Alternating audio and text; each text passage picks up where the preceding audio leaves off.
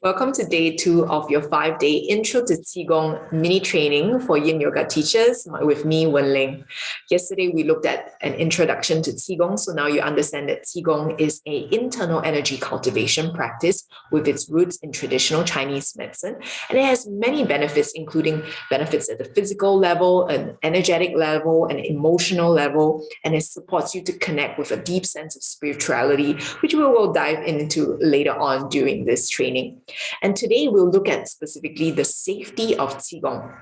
And as many of you might be working with special populations, you might be curious as to what are the contraindications? What should I take note of when I am practicing Qigong, as well as when I'm supporting individuals, the students in my classes to practice Qigong? And this is a very important question we should be asking ourselves. So as I mentioned from yesterday, one very useful thing to approach this aspect or this important part of teaching is I begin every single class by offering a caveat to all my students, saying that everything in the class I offer is an invitation. You are welcome to accept or you're welcome to reject, depending on how you feel today and where you are emotionally, psychologically, mentally, and physically in your body. If something doesn't feel good to you, especially if it triggers sharp, piercing pain, a huge sense of discomfort energetically in the body, then I would encourage you to avoid this practice and maybe to perhaps at some point return to this practice at a different time of the day, different time of the month, different time of the year, or perhaps simply to discard this practice because, as I mentioned from yesterday, within the framework of Qigong, there are so many different practices that you might try. There is standing meditation, there is shaking, there is tapping, there are fluid flowing forms. Just like within yoga, there are many different offerings available. There are yoga asanas that we can try and various different modifications or different ways that a specific yin yoga pose could look like for someone else. And some poses will never be accessible for some students, but we can support these students to achieve the same benefits, to enjoy the same benefits with a different pose that targets the same target area. The same principles apply here in Qigong.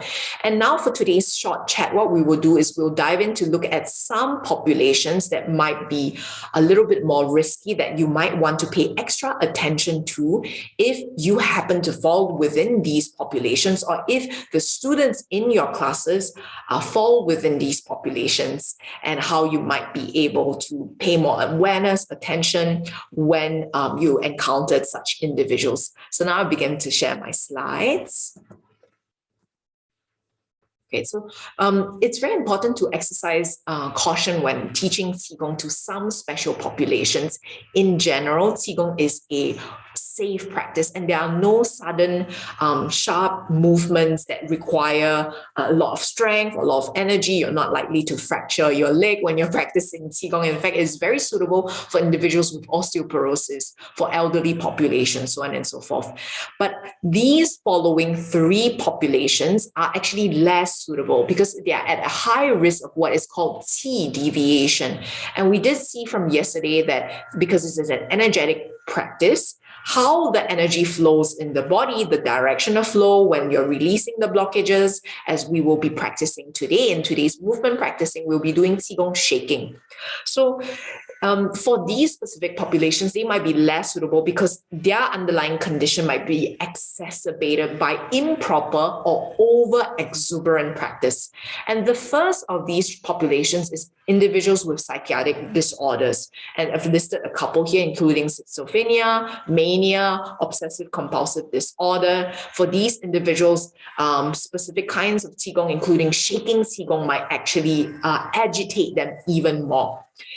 Those with family history or personal complications might not be so suitable if they do have family members with such conditions, but they themselves don't have these conditions.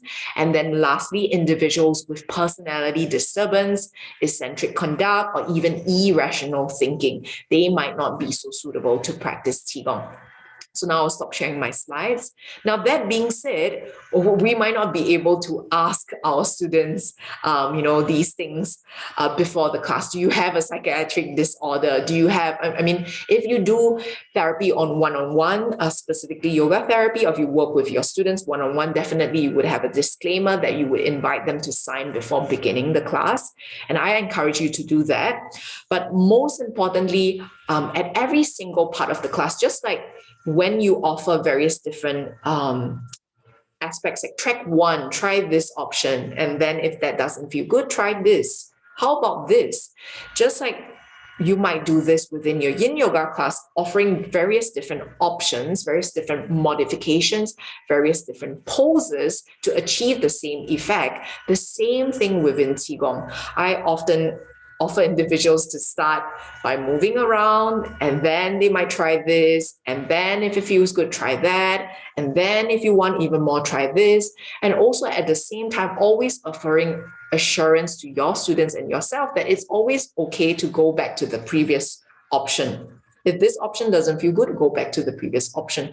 If this option doesn't feel good, then rest or modify as you need. I think having this already upfront and already putting this upfront as a caveat, or as the environment, or as the situation, creates a welcoming environment for your students to feel safe, so that they can practice and they can enjoy the benefits of the practice. So I hope this was helpful for you, and I'm looking forward to seeing you in today's practice, which will be Qigong shaking, and we'll be exploring how to shake and clear out energy blockages in the body, and then begin to ground and root through the earthing energy of yin.